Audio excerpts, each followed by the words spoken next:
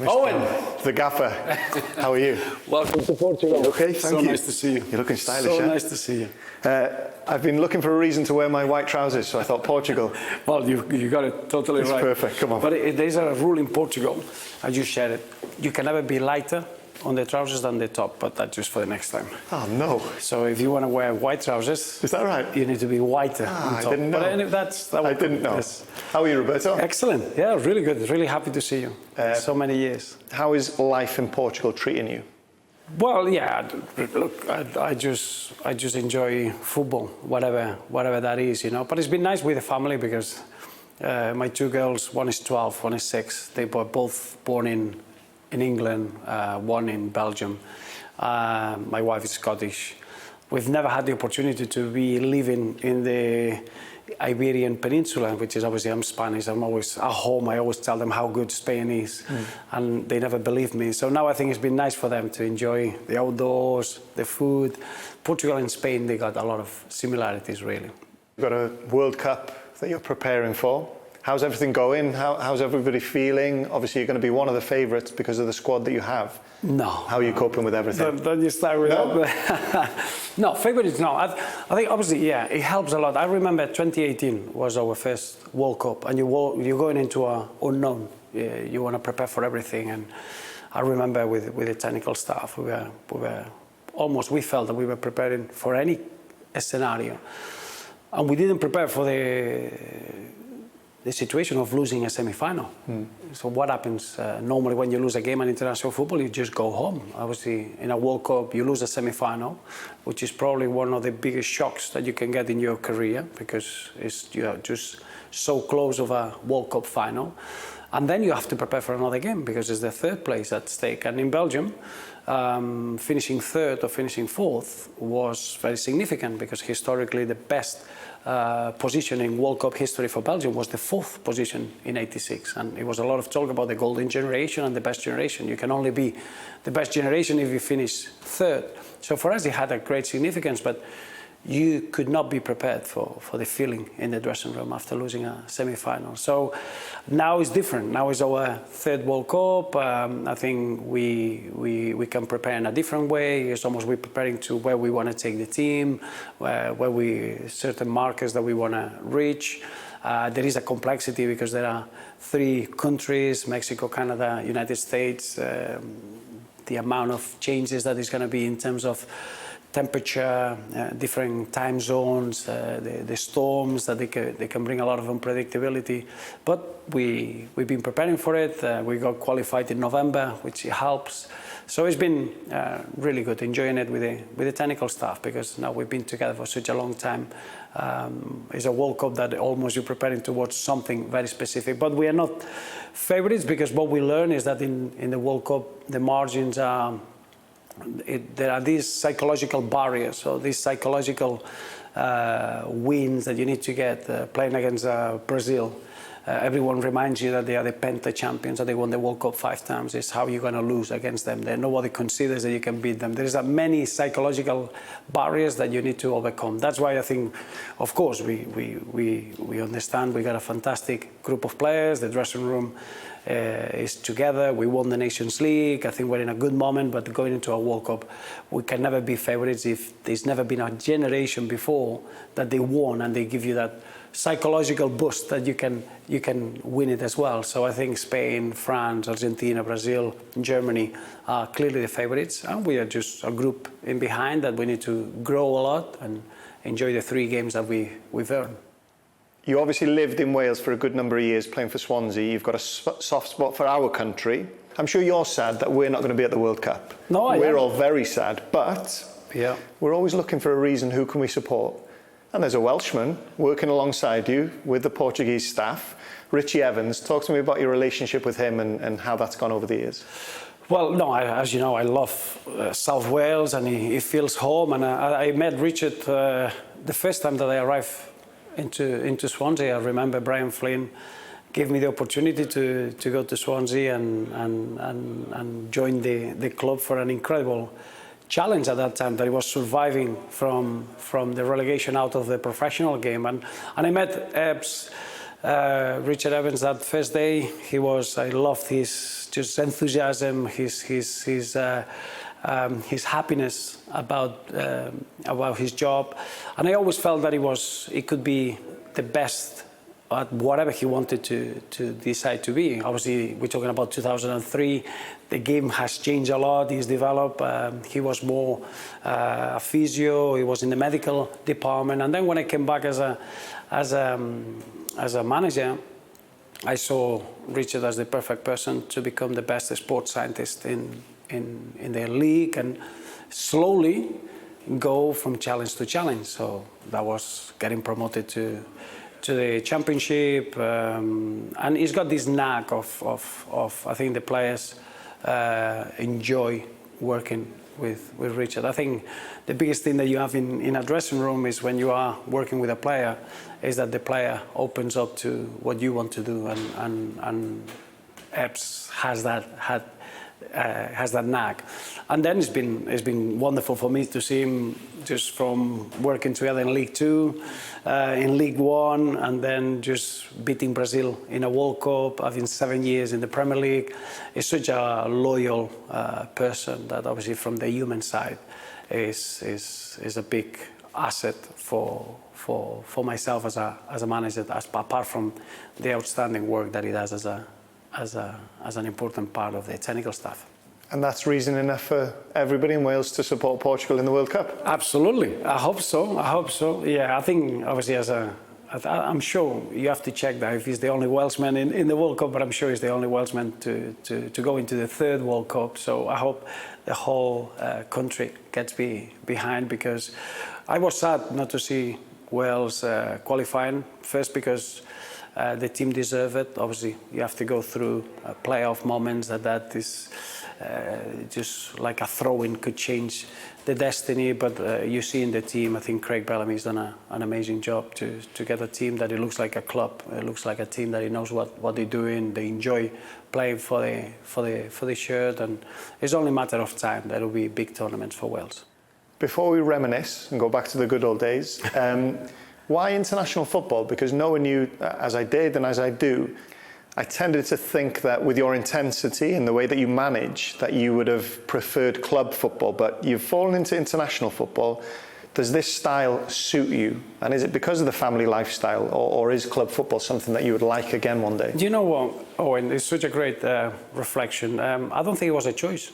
I don't think I never sat down and say, okay, now it's time to go into international football. It wasn't. It just, as I always believe in life, I'm a curious person, and I never say no to anything. I always feel that there are two aspects as a human being that you feel that you don't want to change, or you don't want to take challenges that they get you out of the comfort zone.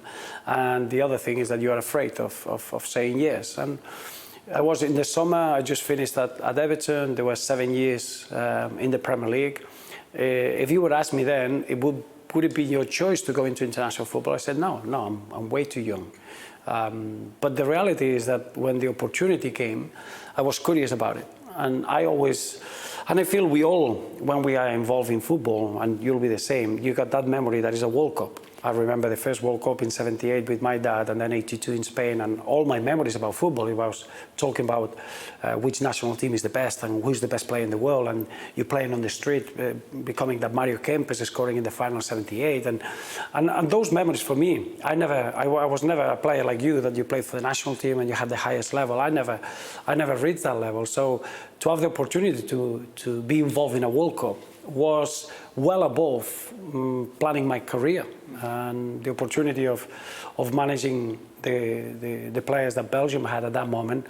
I saw it as an incredible challenge, and I never thought about the day-to-day or the intensity. I just committed to the opportunity of qualifying for a World Cup and trying to enjoy that side. So it wasn't planned. And then after that, I did find the need to have a more intense job, and that is when Belgium offered me to carry on as a technical director and head coach of the national team, which I think he gave me a day-to-day, which is a little bit what I was doing as a manager in the league, in the British game. And that allowed us to plan for the new players coming through. It was a fascinating angle to use the experience that I had as a manager. And then when I finished in Belgium after 7 seasons, it looked like I was going back to a club. And then the opportunity of managing Portugal. And it made total sense, because they said, well, now we are more prepared to manage the international level than we were 7 years ago when we started. And then 2 World Cups after, and 1 Euros after, and 1 Final Four in the Nations League.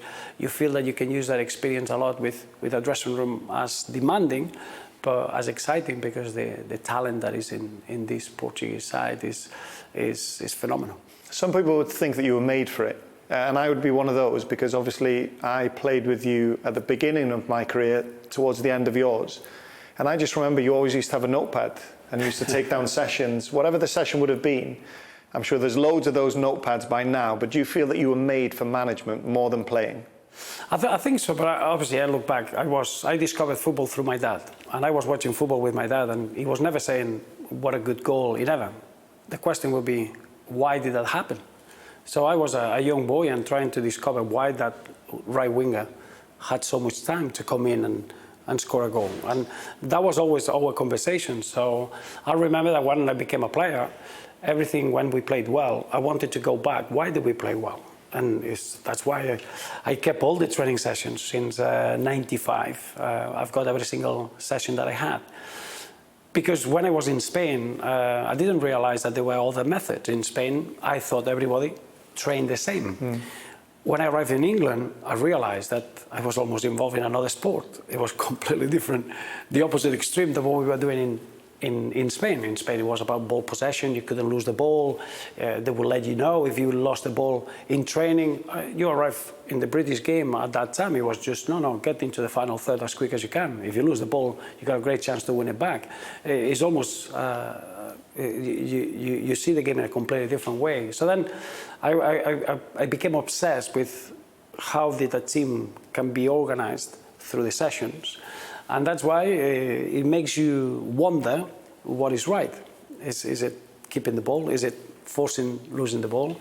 And you realize that in football there's no right or wrong. It's just as long as everybody can execute it at the same level, and you can be successful and you can win games and you can hit the back of the net.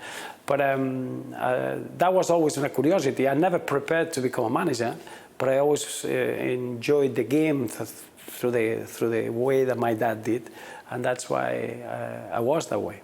So before you took up management, obviously still a player, what were your thoughts when you saw this big, long, lanky North Walian heading down to South Wales? I loved working with you, and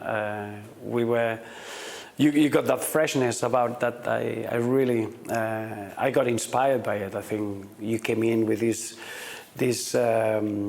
freshness. You were enjoying being a professional footballer, and then you were a very efficient player. I know that maybe you were very intuitive, and I always thought, and I always told you about start thinking about the game and your positioning and becoming a 6. But obviously your real strength was that you were intuitive. You were covering the ground. You were getting box to box, and I enjoyed seeing you becoming important in the team, playing for the national team. But those are the memories that I have, and I really enjoyed managing you after when I came back, and even when I went to Wigan and you were at Norwich and we played that friendly in pre-season. I always treasure our memories. My first memory of you, I think, was being on trial. We went on a pre-season tour to the Brecon Beacons. It was difficult, a really tough week, but I remember we went paintballing. You were on my team, and Truns was on our team as well. And Truns, when you were looking one way, he shot you in the backside. Do you remember that? And I remember you turning around and you were not happy at all. And in his Scouse accent, he was, "Oh, sorry, Rob, sorry, mate, I didn't try." But that was a sign of the team spirit and the camaraderie that we had, wasn't it? Full of characters. It was. I think you could do a program only based on that group of people. Because remember that group got really close. I think I've learned a lot of things of that dressing room that I always like to replicate in my teams, and is that commitment. I remember we arrived to Swansea and we had 4 or 5 loan players.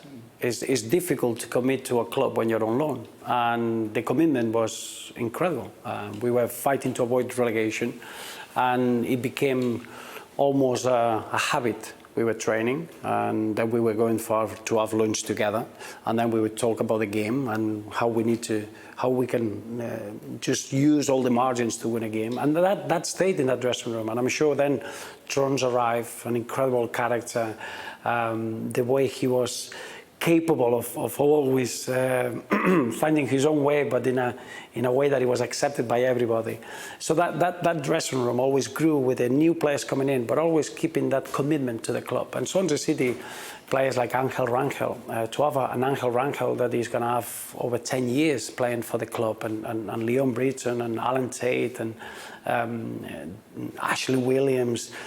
This comes from that atmosphere that it was in that dressing room, that it makes you commit. It's almost you change your own goals in your career, stay aside, and you just want to be part of reaching promotion for Swansea City, winning things. And it's fascinating how that power of the human relationship makes you a successful team. And that's something that I always had very much in mind in every dressing room that I have, because I don't think, of course, there are footballers, but there are people that they play football. And if the people are interacting, if the people are committed to each other, if the people want to push that extra mile, if the people are prepared to face adversity and face difficult moments together, that gives you titles and that gives you success.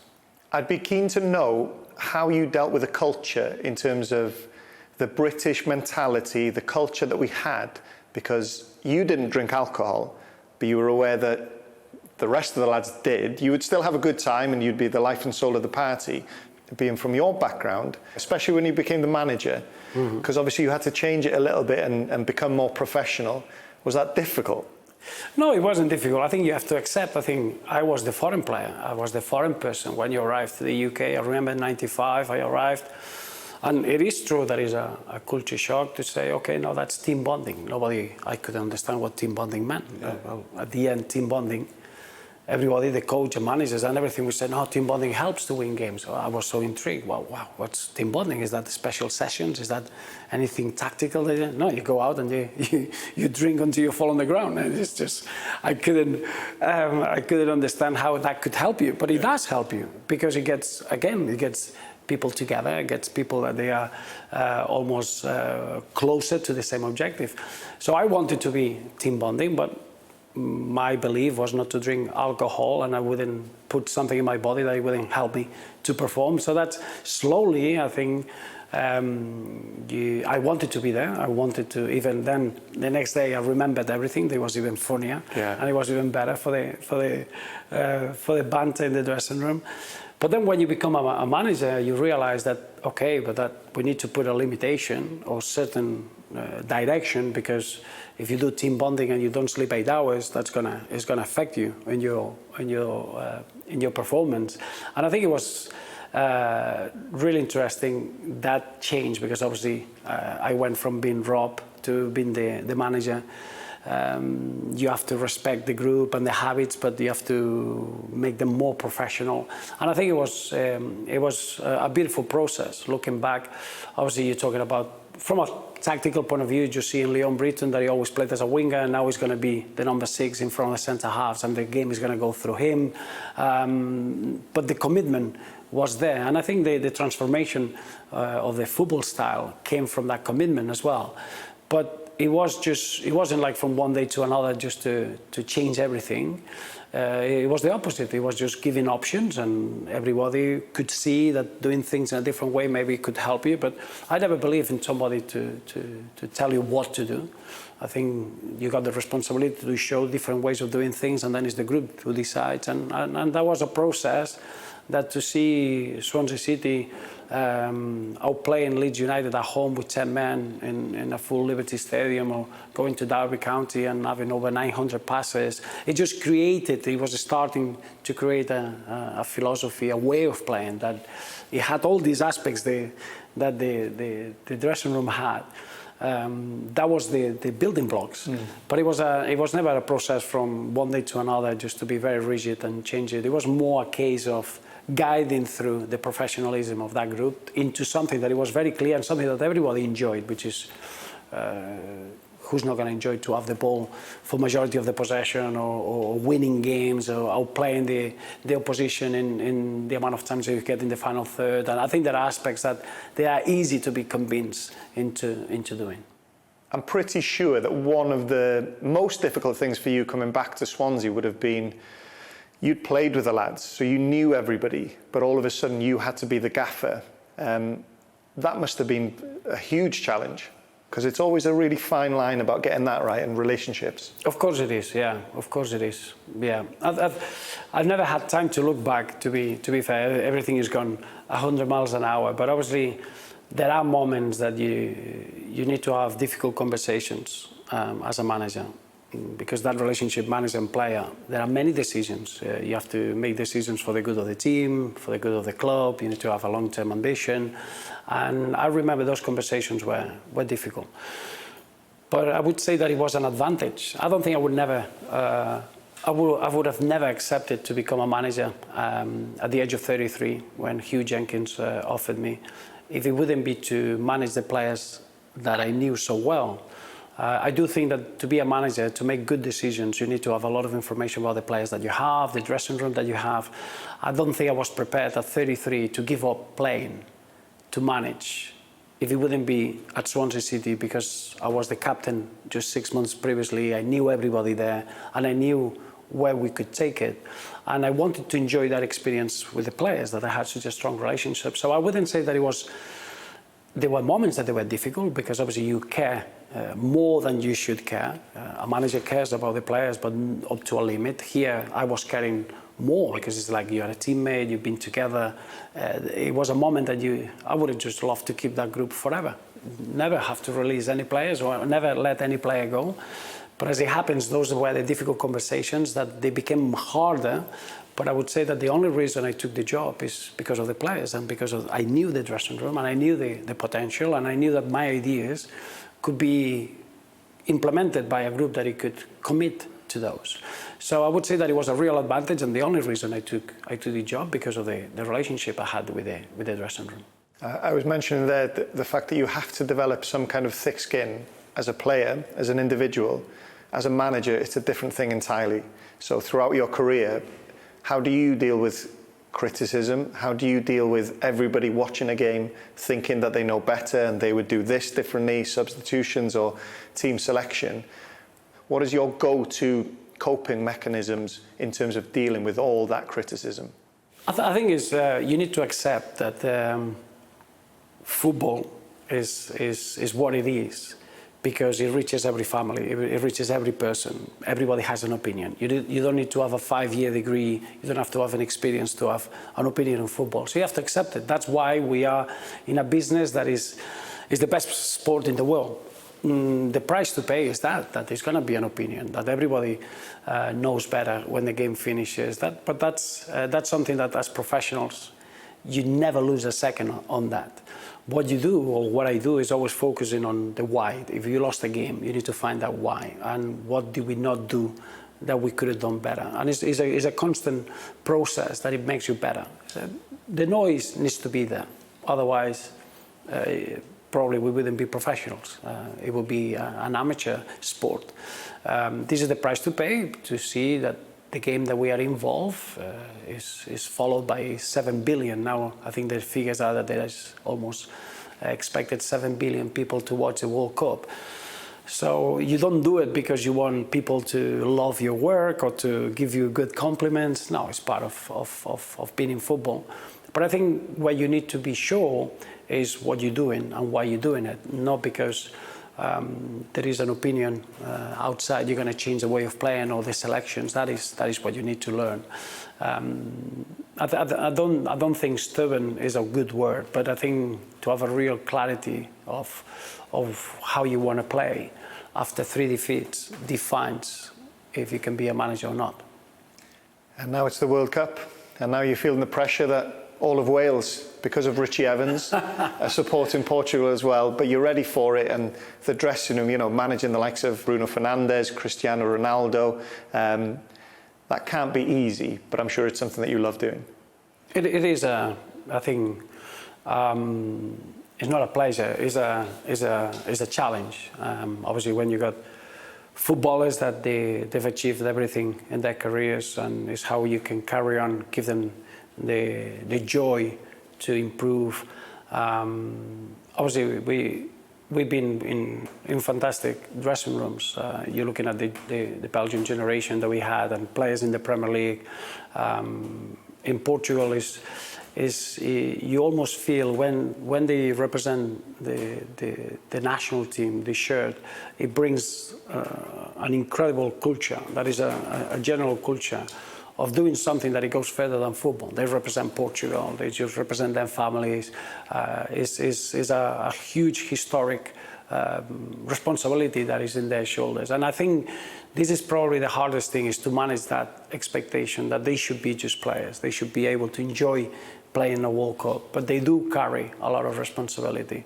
But we're talking about players that they are the best in their positions in a world level. And it's so easy to manage these players because they are almost meticulous with their work. I think what you need to manage well is the environment. It needs to be a challenging environment. It needs to be competitive. It needs to be very clear. There is no margin of error. That's probably, these players don't accept that things are not perfect. And I think that focus on the environment and getting rid of the other pressure for them to play for the national team is probably the biggest challenge that we have. Well, you know it's going to be difficult for us to support Portugal because we still remember Euro 2016 and the semi-final and Cristiano leaping higher than, I don't know, big Dennis Lawrence, who we played with, could have stood on my shoulders and we wouldn't have stopped him. That is a big marker. Yeah. But we are going to support Portugal, Roberto, and I can see it. You've had Nations League success with Portugal, got to a World Cup semi-final with Belgium. I think it's time to go one step further and win the thing. So, well, if we can celebrate, then we'll definitely. I'll make sure that Richie Evans and myself, we come to Swansea, we'll see you, and we'll have a great celebration there. Back in Wine Street. Exactly. Beautiful. Is it still open? Of course, of course. Robbie, It's really good to see you. Top man.